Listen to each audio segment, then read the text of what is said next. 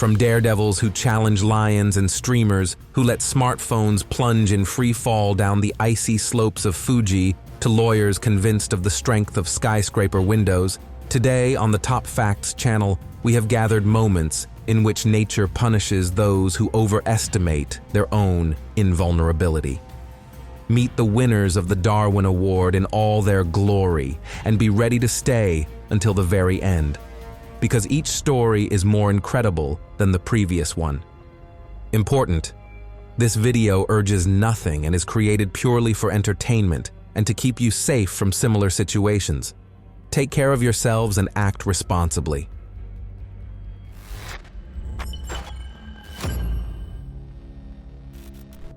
At the end of the 1990s, when the world was only just beginning to shift from the analog era to the digital one, the zoological garden in the city of Aden became a stage for a dramatic scene worthy of Old Testament scrolls.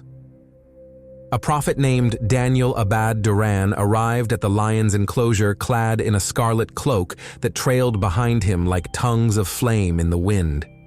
In the fanatic's hands gleamed an imposing Bible, gold-edged pages bound in a cover as heavy as his self-appointed mission. He firmly announced that he would repeat the feat of the biblical Daniel and remain among the lions as long as necessary to prove the power of faith. Zoo employees at first took the declaration for an exotic joke and tried to dissuade their guest. Yet Abad Duran was persistent, and arguing with a persistent fanatic is difficult. A few minutes later, he was already inside the fenced area, standing between acacia thickets and a ridge of stone. Overhead stretched a cloudless sky. Beneath his feet lay sand clearly marked by giant paw prints. Two full-grown lionesses and a young male advanced slowly, listening to the strange human voice. The tableau resembled an ancient ritual. Abad Duran raised the Bible like a knight's shield and declaimed psalms, certain that heavenly protection would descend like an invisible dome. For a heartbeat, the lions halted.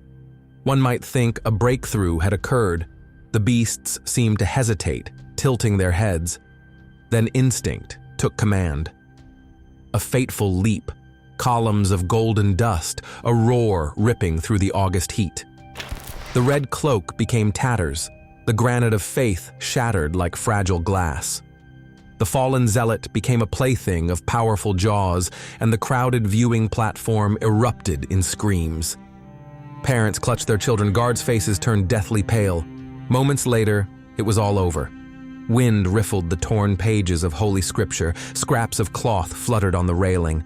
Local papers seized the story, soon followed by international chronicles. The verdict was simple. Faith can move mountains, but it does not blunt leonine fangs. Let us travel to the Indian Ocean, to the Andaman Archipelago, where amid turquoise waters lies North Sentinel Island, a scrap of land seemingly fallen out of another age. Upon its white beaches lives one of Earth's last isolated peoples, defending their closed way of life with the same relentless resolve with which waves batter the coastal reefs. American missionary John Allen Chau, inspired by the idea of converting this last pagan bastion, underwent a training course that resembled theater more than scholarship.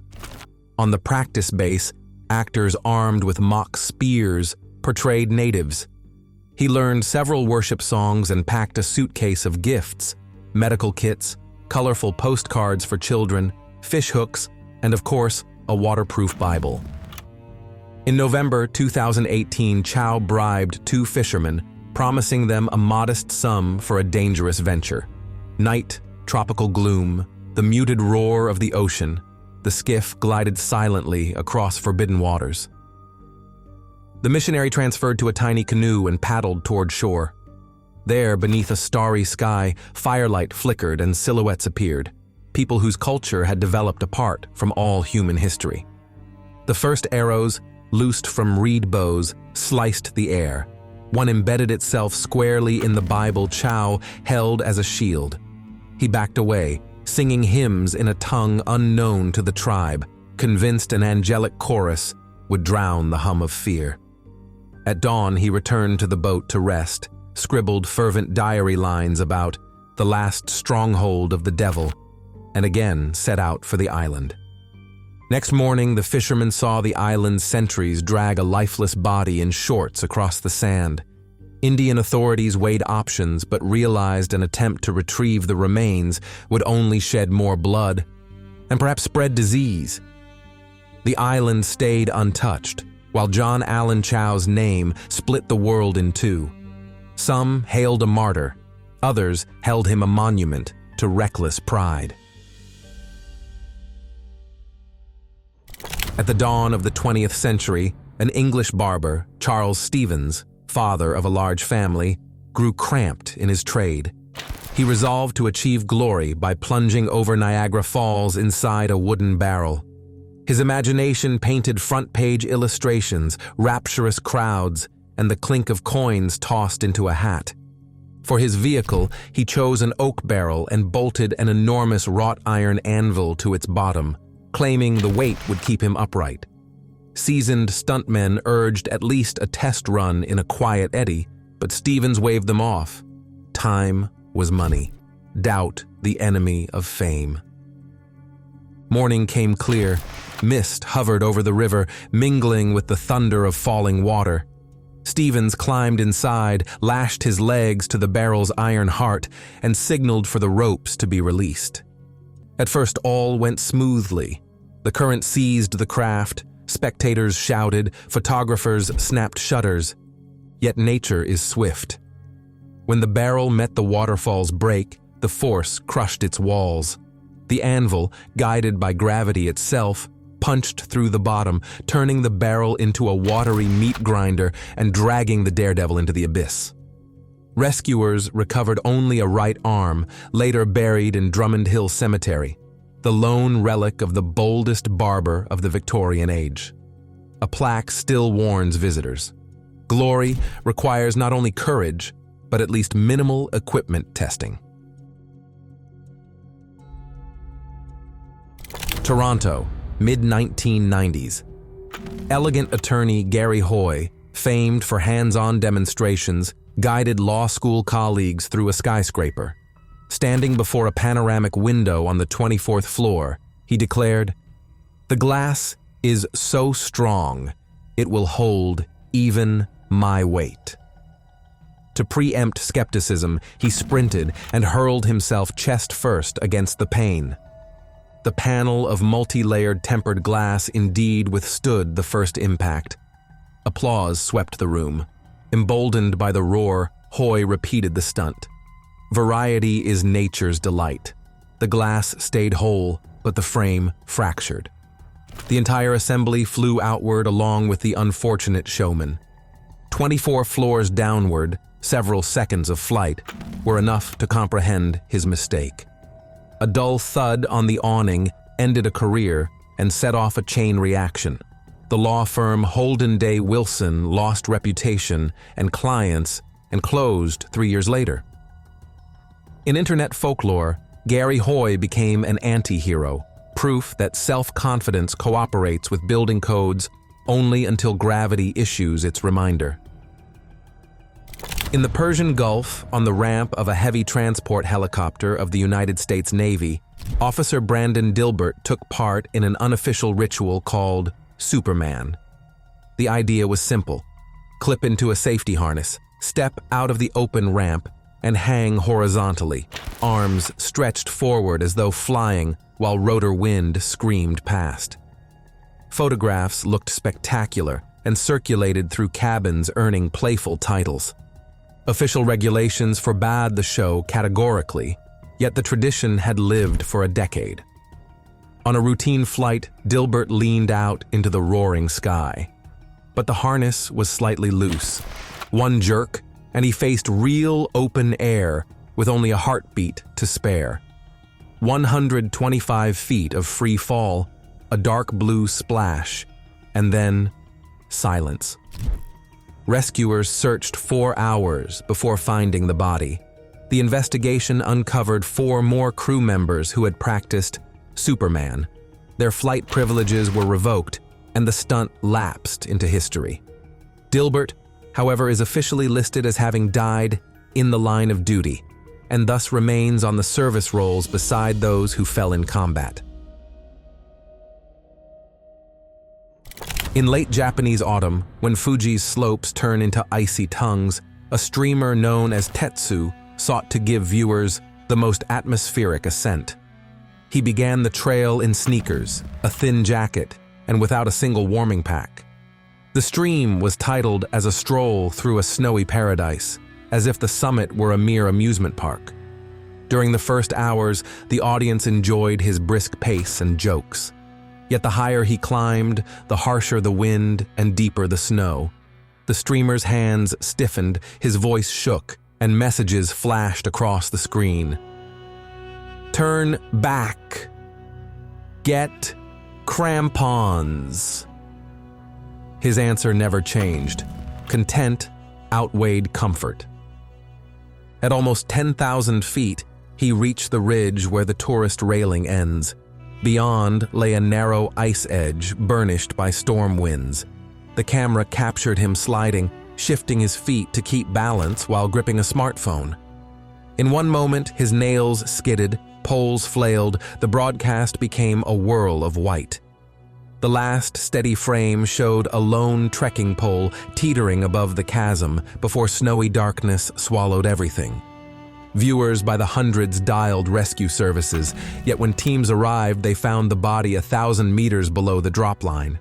A handful of simple items, warm gloves, spiked crampons, the ability to say, "enough," would have granted him decades of life. On the opposite side of the planet, in Mount Gambier, South Australia, the karst Sinkhole cave garden, fringed with lush vines and cascading rose bushes, is a favored evening walk. Fences and railings create an illusion of perfect safety, until someone decides the do not climb rule exists for cowards. Bradley Stryer, a 20-year-old fan of motorsports and dramatic photos, came with friends seeking an adrenaline-fueled Friday night. Estimating the 100-meter drop, he judged the best pose a handstand atop the wrought iron parapet. The group eagerly filmed as he planted his palms, bent his shoulders, and flipped upside down. For an instant, the handstand seemed steady, but moisture slicked the metal beneath his shoes.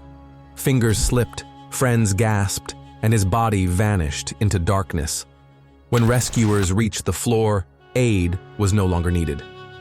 The report closed with a terse phrase, "Accidental fall without outside interference." Perhaps the inspector's brief comment said it best. Gravity is not to blame. The person who forgot it is. The legend of Forrest Fenn's treasure, a chest of gold and jewels hidden somewhere in the Rocky Mountains by an eccentric art dealer, stoked feverish hunts for years. Michael Steon, obsessed with proving his genius to the world, resolved to give the tale a happy ending. In the first February month of 2020, he organized an expedition to Dinosaur National Monument. He enlisted an elderly friend, rented snowmobiles, packed 2 plastic bottles of water, a bar of chocolate, and a dog-eared copy of Fenn's Book of Clues. Multiple rescue services warned them. A cyclone and pandemic restrictions made the terrain deadly. The duo disappeared the very first night. Rescuers found them dehydrated and disoriented a mile from the spot where Steon had already been saved a year earlier. Lesson learned? Apparently not. Less than a month later, Michael coaxed the same friend to return, declaring he had finally cracked the code. The second attempt coincided with intensifying blizzard conditions. When the snowmobile rental owner realized the clients had not returned by dusk, he raised the alarm. At dawn, searchers found the car. By midday, the abandoned snowmobiles, and near evening, Michael's frozen body among the pines, literally steps from the trail. His companion survived but does not speak of the ordeal. Later, Forrest Fenn announced the chest had been found, with holding coordinates. Some deem the treasure a myth, others a subject of lawsuits. Only Michael paid for the solution at too high a price. The 3rd day of September 2018, warm Wellington air carries the scent of the sea and the rustle of masts. In a suburban yard, self-taught welder Howard Miller prepares what he calls a rough but brilliant rig to repair the exhaust on a vintage Holden Kingswood. Miller has golden hands. Neighbors adore his advice. Yet alongside his skill, a risky zeal has grown. Every project demands a new stunt. This time, he dragged into the workshop a liquefied petroleum gas cylinder. Inside swirled a monstrous mix of oxygen and acetylene combined to save space. Experienced engineers would have shouted, "Separate tanks exist for a reason." No engineer was present that noon. Miller screwed a torch directly onto the valve, waving off the sharp gas odor. Flame sparked, metal began to glow, and then a flash chased back through the hose. The blast rang louder than a ship's horn. In a split second, the metal cylinder burst like a tin can. 20 liters of paint and solvent stored in the shed needed only that spark to turn the building into a fireball. Nearby windows shattered, the roof collapsed. Dogs howled in the street.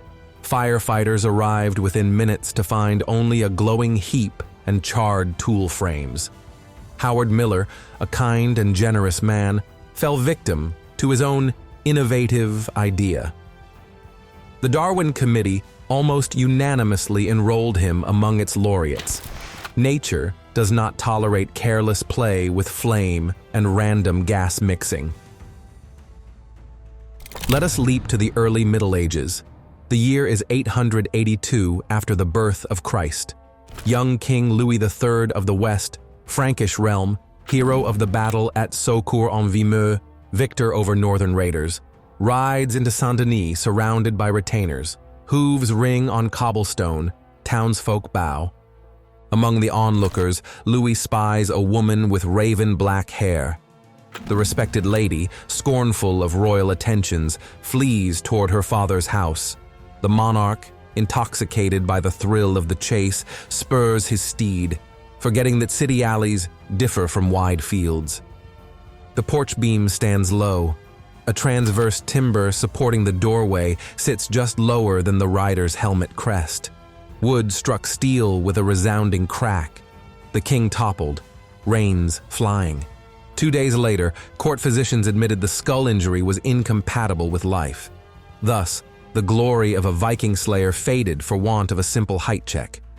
Younger brother Carloman II shouldered the burden of power, but he too soon died on a hunt, as though fate wished to prove that kings' destinies bow before the same doorways and branches as common folk.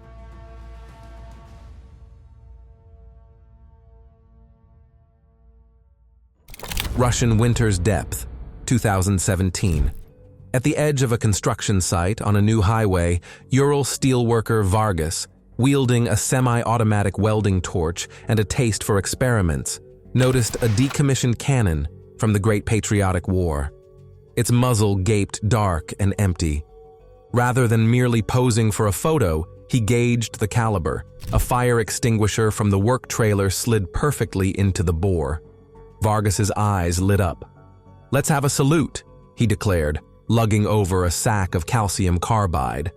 When mixed with water, the chemical releases acetylene, the very fuel for oxy torches. Dry carbide received a handful of wet snow.